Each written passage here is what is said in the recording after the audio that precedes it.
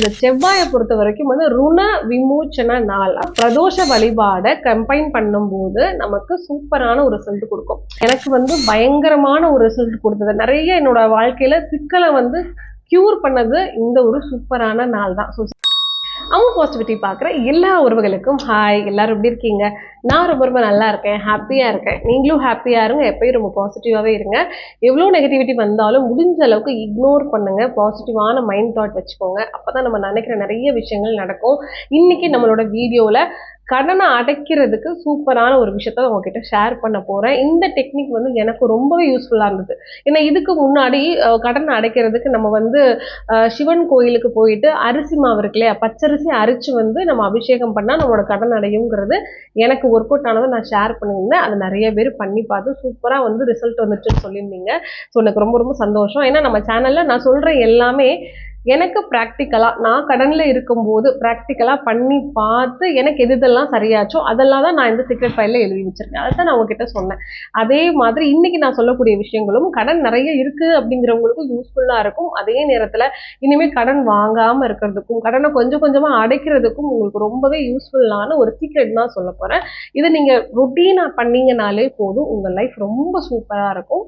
So அந்த விஷயத்தை பார்க்குறதுக்கு முன்னாடி நிறைய பேர் நம்மளுடைய கமெண்ட்ஸ்ல வந்து பாத்தீங்கன்னா சொல்ற விஷயம், சிஸ்டர் நான் பிரம்ம முகூர்த்த பூஜை வந்து பண்றேன், ஆனா என்னால ஒரு 2-3 நாள் தான் பண்ண முடியுது, அதுக்கப்புறம் ரொட்டீனா பண்ண முடியல. காலையில மேனிஃபெஸ்டிங்கும் அதே மாதிரி தான், என்னால ஒரு 2 days 3 days எழுத முடியுது, அதுக்கப்புறம் வந்து எழுத முடியல, நான் எவ்வளோ ட்ரை பண்றேன், எனக்கு அது மட்டும் வந்து நடக்க மாட்டேங்குதுன்னு சொல்லி ரொம்ப ஃபீல் பண்றீங்க. அப்பவே நீங்க கொஞ்சம் யோசிக்கணும். என்னன்னா, நம்ம ஒரு விஷயத்த பண்ணணும் அப்படின்னா ஏன் தடங்கள் வருதுங்கிறத ஃபர்ஸ்ட் யோசிக்கணும். சரிங்களா? தடங்கள் இல்லைன்னா நம்ம பாதையில பிரச்சனை இல்லைன்னு அர்த்தம். புரியுதுங்களா? அப்ப தடங்கள் வருது, ஏன்னா நம்ம ஒரு நல்ல விஷயத்தை நோக்கி போறோம். நமக்கு பிரம்ம முகூர்த்த பூஜை பண்ணா நம்ம கஷ்டம் எல்லாம் தீந்துரும், நம்ம வேணுங்கிறதெல்லாம் கிடைக்குங்கிறதுக்காக தான் நம்ம மேனிஃபெஸ்டிங் பண்றோம். இப்போ இது ரெண்டும் பண்ண விடாம நம்ம உடம்பு நமக்கு ஒத்துழைக்கல அப்படின்னாலே முக்கியமானதுக்கு காரணம் எப்படி சொல்றது, ஒண்ணு நமக்கு நேரம் சரியில்லை அப்படிங்கிறத நான் வந்து ஃபுல் அண்ட் ஃபுல் நம்புவேன்.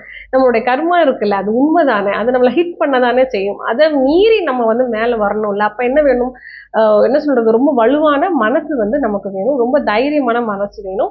இன்னொன்னு அதை சரி பண்றதுக்கு என்ன பண்ணணும்னா, இது ஒரு 7 days ட்ரை பண்ணி பாருங்க.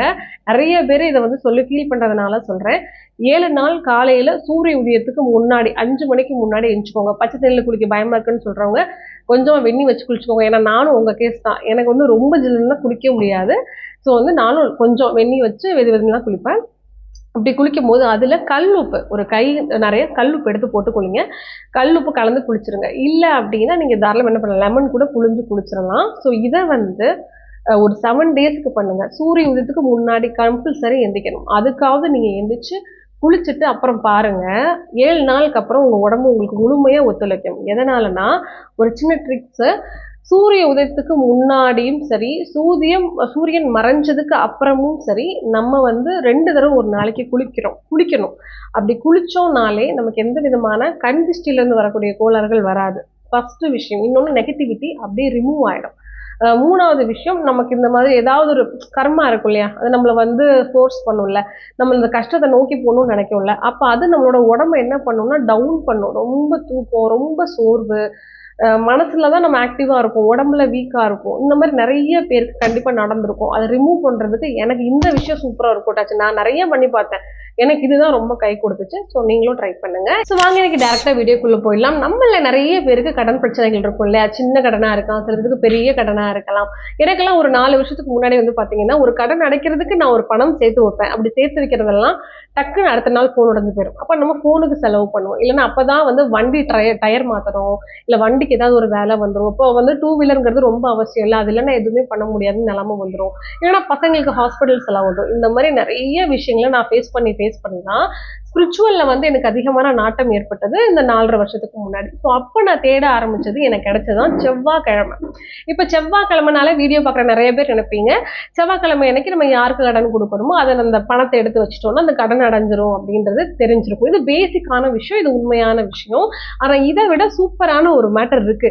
அதை நம்ம பண்ணும்போது கண்டிப்பா சொல்றேன், நமக்கு அவ்வளோ அழகா என்ன பண்ணோம்னா நம்மளுடைய பண கஷ்டம் போகும். பண கஷ்டம் போறதுக்கு கடவுள் வந்து நமக்கு என்ன கொடுக்கணுமோ இன்கம் இன்க்ரீஸ் பண்ணி கொடுப்பாங்க, இல்லை நமக்கு வரக்கூடிய பிரச்சனை சால்வ் பண்ணி கொடுப்பாங்க இல்லையா. அதைத்தான் இன்னைக்கு நான் உங்ககிட்ட ஷேர் பண்ண போறேன். எனக்கு சூப்பரா ஒர்க் அவுட் ஆன விஷயம் இது. நீங்களும் ட்ரை பண்ணி பாருங்க. இப்போ வாரத்துல 7 நாள் இருக்கு இல்லையா, அதுலயே இந்த செவ்வாய்க்கிழமை முக்கியமான நாள்னா, செவ்வாயில வந்து பாத்தீங்கன்னா இப்போ 7 நாளுமே ஒரு விதமான விமோச்சன நாட்கள் வரும். இந்த செவ்வாயை பொறுத்த வரைக்கும் வந்து ருண விமோச்சன நாள் அப்படின்னு சொல்லுவோம். ருணம் அப்படின்னா வந்து நம்மளுடைய கடன் ரீதியான தொல்லைகள்னு அர்த்தம். அப்போ கடன் ரீதியான பிரச்சனை அடைக்கிறதுக்கு செவ்வாய்க்கிழமை விமோச்சனத்தை கொடுக்கக்கூடிய ஒரு நாள். அதுல என்ன பண்ணணும்னா, நம்ம பிரதோஷ வழிபாடை கம்பைன் பண்ணும்போது நமக்கு சூப்பரான ஒரு ரிசல்ட் கொடுக்கும். இப்போ உங்களுக்கு நான் ரொம்ப கிராமட்டிக்கா பேசுற மாதிரி இருக்கும், தெளிவா உங்களுக்கு புரியுற மாதிரி சொல்றேன். செவ்வாய்க்கிழமை அன்னைக்கு நம்ம அதாவது பிரதோஷம் வருது பாத்தீங்களா, மாசத்துல வந்து 2 பிரதோஷம் உங்களுக்கு வரும். பிரதோஷம்னா நிறைய பேருக்கு தெரியும், ஆனாலும் சொல்றேன். சிவபெருமானுடைய ஒரு அற்புதமான வழிபாடுல பிரதோஷ நாளும் ஒண்ணு. அந்த பிரதோஷ நாள் அப்படிங்கிறது நம்மளுடைய குறைகள் எல்லாமே தீர்க்கக்கூடிய ஒரு சூப்பரான ஒரு டே. அது வந்து மந்த்லி ட்வைஸ் வரும், 2 நாள் வரும். நீங்க கேலண்டர்ல பார்த்தாலும் தெரியும், ஆன்லைன்ல பார்த்தாலும் உங்களுக்கு பிரதோஷ நாள் என்னைக்கு வருதுங்கிறத அப்படியே டைரக்டா சொல்லியிருப்பாங்க. ஸோ நீங்க வெயிட் பண்ணி பாருங்க எந்த மந்த்ல வந்து செவ்வாய்க்கிழமை பிரதோஷம் வருதுன்னு பாருங்க. ஏன்னா மாசத்துல வரக்கூடிய இந்த 2 பிரதோஷமும் கரெக்டா அவங்க செவ்வாய்க்கிழமையில வரும்ன்றது சொல்ல முடியாது. ஒன்ஸ் செக் பண்ணி பார்த்துக்கோங்க. எந்த செவ்வாய்க்கிழமை அன்னைக்கு உங்களுக்கு பிரதோஷ நாள் வருதோ அன்னைக்கு கரெக்டா வந்து நீங்க ஆஃபீஸா இருந்தாலும் மெசேஜ் லீவ் போட்டுருங்க. ஏன்னா செவ்வாய்க்கிழமை ஒர்க்கிங் டே. அப்ப நிறைய பேர் சொல்றது, சிஸ்டர் நாங்க வேலைக்கு போவோம், அதை விட வேலை பார்க்கறதே கடன் அடைக்கிறதுக்கு தான் இப்போ ஓடிட்டு இருக்கோம். அதை விட முக்கியம் இது, குடும்பத்துல யாராவது ஒருத்தர் வந்து சிவனுடைய கோயிலுக்கு போங்க. எல்லா இடத்துலயும் சிவபெருமானுடைய கோயில் இருக்கும், அங்க செவ்வாய்க்கிழமை போயிட்டு முடிஞ்சா வில்வ இலை வாங்கி கொடுக்கறது ரொம்ப நல்லது. ஸோ வில்வ இலை இல்லைன்னா பரவாயில்ல, உங்களால என்ன பண்ண முடியுமோ அதை அர்ச்சனைக்கு கொடுங்க. அந்த கோயில்ல பண்ணக்கூடிய முக்கியமான மேட்டர் என்னன்னா, எப்பயுமே சிவனுடைய கோயிலுக்கு போகும்போது நம்ம எடுத்தோன்னே என்ன பண்ணக்கூடாதுன்னா, நேரா வந்து நந்தி பகவானை தாண்டி நம்ம நேரம் என்ன பண்ணுவோம், மெயின் நம்மளுடைய ஆள் கிட்ட போயிடுவோம், சிவன் கிட்ட போயிட்டு வேண்டுதல் வச்சுட்டு வந்துடுவோம். ஆனா எப்பயுமே ஃபர்ஸ்ட் நந்தி பெருமானை பார்த்து அவங்க கிட்ட என்ன பண்ணணும், நம்ம வந்து மனமாற நம்மளுடைய விஷயத்த சொல்லணும். சொல்லிட்டு அதுக்கப்புறம் என்ன பண்ணுங்க, சிவபெருமான் கிட்ட போங்க. உங்களுடைய கடனுக்குண்டான எல்லா விஷயத்தையும் நீங்க சொல்லி மனசார பிரார்த்தனை பண்ணிட்டு, எப்பவுமே ஒரு கோயில்ல வந்து ஒரு 1/4 மணி நேரம் நம்ம உட்காரணும். நீங்க ஃபுல்லா இந்த ஸ்தலத்தை வந்து சுத்திட்டு வந்து வெளியே ஒரு 1/4 மணி நேரம் உட்கார்ந்துட்டு வீட்டுக்கு வாங்க. இதை விட ஹைலைட்டா ஏதாவது பண்ணணும்னா, கரெக்டா செவ்வாய்க்கிழமை வரக்கூடிய பிரதோஷ நாள்ல வீட்டுல வந்து பச்சரிசி காய வச்சுக்கோங்க.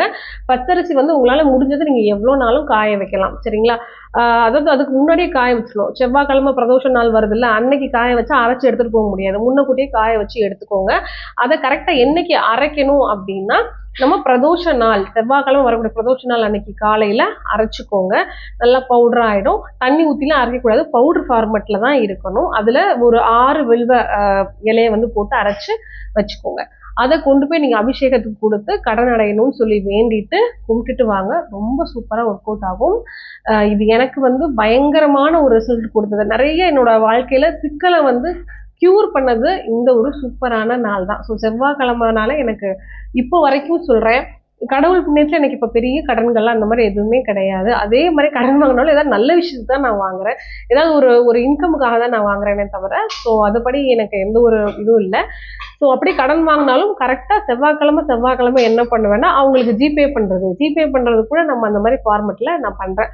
மாதம் கொடுக்கணுமா அந்த ஜிபேல பண்ணி விடுறது, அந்த மாதிரி ஒரு சின்ன விஷயத்த ஃபாலோ பண்ணுறேன். நீங்களும் ஃபாலோ பண்ணுங்க. நிறைய பேர் வந்து கண்டினியூஸாக கமெண்ட்ல கேட்குறீங்க, கடன் இருக்கு அதனாலே, கடன் இருந்தாலே நமக்கு மைண்ட் ஃபர்ஸ்ட் ஒர்க் ஆகாது, நிறைய ஸ்ட்ரெஸ் வந்துடும், வீட்டுக்குள்ளேயே ஹஸ்பண்ட் கிட்டே நம்மளால சரியா பேச முடியாது, அதே மாதிரி ஹஸ்பண்டும் டென்ஷனா இருப்பாங்க, நம்ம கிட்ட பேச முடியாது, நம்மளே ஒருத்தருக்கு ஒருத்தர் பேசாம இருந்தாலும் குழந்தைங்கள நம்மளால கவனிச்சுக்க முடியாது. அப்ப லைஃபே வந்து ரொம்ப சிக்கலாயிடும், புரியுதுங்களா. அதனால எவ்வளவு ப்ராப்ளம் இருந்தாலும் கண்டிப்பா காலையில எந்திரிங்க, பிரம்ம முகூர்த்த பூஜை பண்ணுங்க. இதெல்லாம் நீங்க வந்து இயக்குனாதான் உங்களோட ப்ராப்ளம் சால்வ் ஆகும். அதே மாதிரி செவ்வாய்க்கிழமை பிரதோஷ நாள் அன்னைக்கு போயிட்டு வாங்க. மீதி இருக்கிற ஒவ்வொரு செவ்வாயுமே உங்களால முடிஞ்சதை முருகன் கோவிலுக்கு போங்க. கண்டிப்பா உங்களோட இஷ்யூ வந்து சால்வ் ஆகாம இருக்க வாய்ப்பே கிடையாது. இது வந்து பிராக்டிக்கலா ட்ரை பண்ணாம கமெண்ட்ல வந்து கோவிலுக்கு போனா கடன் அடையுமான்னு முட்டாள்தனமா தயவு செஞ்சு என்ன பண்ணாதீங்க, கமெண்ட் எல்லாம் பண்ணாதீங்க. போயிட்டு செக் பண்ணி பாருங்க. சப்போஸ் உங்களுக்கு நான் சொல்ற இந்த பதிவு வந்து விருப்பம் இல்ல கோயிலுக்கு போனா கடன் நம்பிக்கை இல்லைன்னா ஒன்றும் ப்ராப்ளம் இல்லை, ஃபர்ஸ்டே நீங்க என்னோட வீடியோ பார்க்காதீங்க, பெஸ்ட், அதான் பெட்டர்னு நினைக்கிறேன். ஓகேவா. ஸோ இந்த ஒரு விஷயம் உங்களோட லைஃப்பை வந்து சேஞ்ச் பண்ணும், மறக்காம பண்ணி பாருங்க. நாளைக்கு இதை விட சூப்பரான ஒரு வீடியோ நான் வந்து உங்களை மீட் பண்றேன். மறக்காம நம்மளோட அம்மு பாசிட்டிவிட்டி சேனலுக்கு லைக் பண்ணுங்க, ஷேர் பண்ணுங்க, கமெண்ட்டும் பண்ணுங்க. ஓகேவா. ஸோ நாளைக்கு மீட் பண்ணலாம். பாய்.